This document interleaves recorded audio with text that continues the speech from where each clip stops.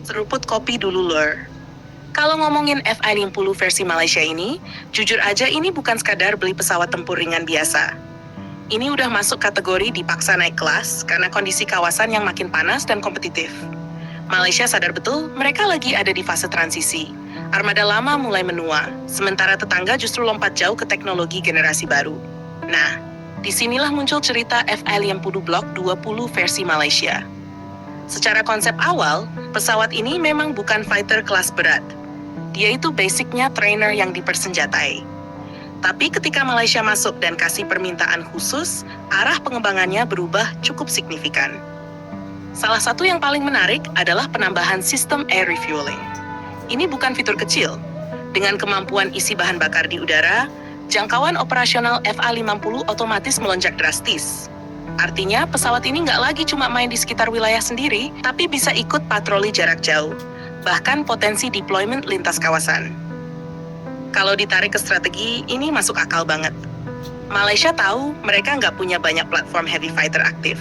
Sukhoi Su-30MM mereka memang masih ada, tapi usia dan kesiapan operasional jadi tantangan. Sementara FA-18 Hornet sudah masuk fase tua, dan lini produksinya juga sudah ditutup.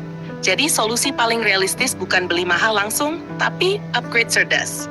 Lewat platform seperti FA-50. Masuk ke bagian yang agak sensitif, radar ESA Phantom Strike. Secara teori, ini game changer. Radar ESA itu bikin pesawat punya kemampuan deteksi, tracking, dan engagement jauh lebih modern. Bahkan bisa multi-target sekaligus. Tapi di lapangan, implementasinya nggak semulus brosur. Isu yang muncul adalah integrasi dan izin. Karena ini menyangkut teknologi Amerika, semuanya harus lewat approval. Nah, disinilah mulai muncul cerita kalau pemasangan radar ini tidak berjalan sesuai rencana awal. Belum lagi soal integrasi rudal jarak jauh seperti AIM-120 AMRAAM yang juga butuh lampu hijau dari Amerika. Kalau izin nggak turun, maka kemampuan beyond visual range alias tembak dari jarak jauh jadi terbatas. Ini yang bikin FI-60 Malaysia berpotensi setengah modern. Di satu sisi, upgrade ada, tapi di sisi lain masih dibatasi. Sekarang bandingkan dengan lingkungan sekitar. Di selatan, Singapura sudah melangkah jauh dengan F-35 Lightning II. Ini pesawat generasi 5, stealth, sensor fusion, dan network-centric warfare. Lawan seperti ini bukan cuma soal dogfight, tapi soal siapa yang lihat duluan, siapa yang tembak duluan. Di sisi lain, Indonesia masuk dengan Dassault Rafale. Ini juga bukan kaleng-kaleng. Rafale punya jangkauan jauh. Bahkan pernah terbang lintas benua dari Eropa ke Asia tanpa masalah besar.